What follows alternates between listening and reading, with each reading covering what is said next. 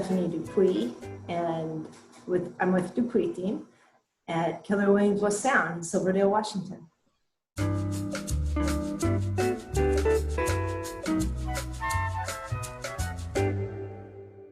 moved to Kitsap County in 1997, and I came here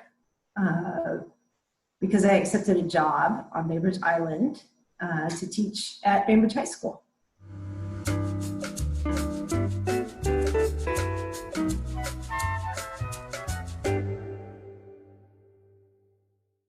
I love gardening, so I spent a lot of time in the yard. I love hiking, avid hiker, hike in the Olympic Mountains a lot, around the canal. I spend time with my dog, and obviously friends and family.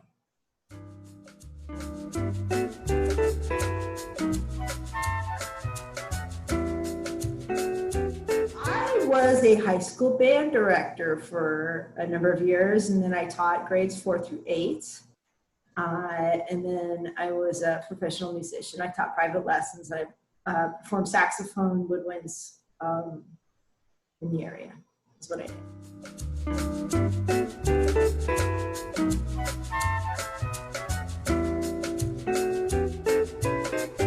I love that question. I've been interested in real estate for a long time, even while I was teaching public school. And when I was teaching at Bainbridge High School, I found some mentors who were real estate investors. That's how I initially got my interest in real estate, and I come from a family of real estate investors.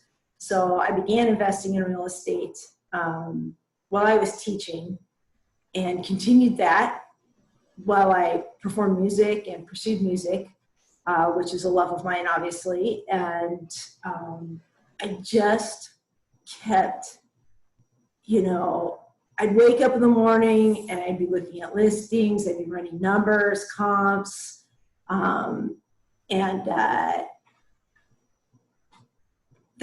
couldn't get away from real estate. I just loved it.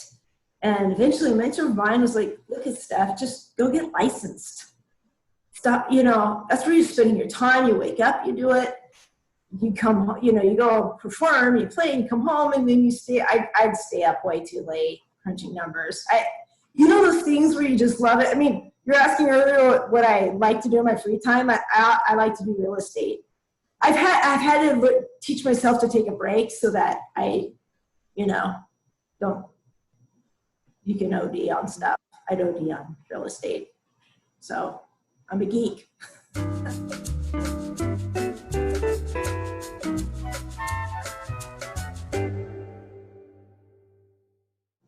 First of all, I cherish it. I think it's a really important relationship that needs to be taken more seriously by both the client community, and I think the realtor community takes it more seriously than the client community gives it credit.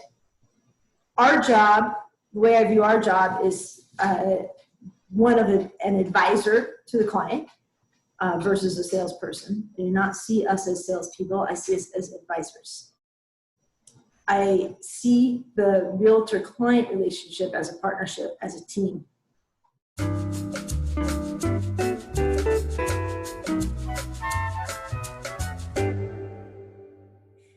Yeah, I think probably, I don't know that I have a tip so much as I'll share something I observe. To hopefully help people navigate this. I think it's really scary for clients, whether you're buying or selling a home. And one of the things I'm observing in our modern world is people get on social media and ask community groups for advice. And my tip is don't do that. That is the worst advice I've seen. Well, or do that and do the opposite. Pull a George Costanza and do the opposite. And then that leads to, okay, if we can't do that and I'm scared and I don't know where to go, what do I do? Which is a valid question, because I can totally understand that as a fear. And because then people get on Google and they search and like, how do you find a good realtor? How do you, I mean, it really comes down to how do you find somebody that you know, you trust? We keep going back to how do I find somebody I can trust? How do I know that they're competent? How do I know they're going to do good for me? Okay. And I don't know that there's any guaranteed way or any holy grail to this. What I would recommend is to look for somebody who takes the time on the front end to ask you questions about what you need. So pay attention to how the realtor is interacting with you. Are they trying to understand what you need out of your transaction, out of the home you're buying, out of the home you're selling? Why are you selling? Why are you buying? And are they advising you? So I would look for somebody who is sincerely interested in helping you get where you want to go.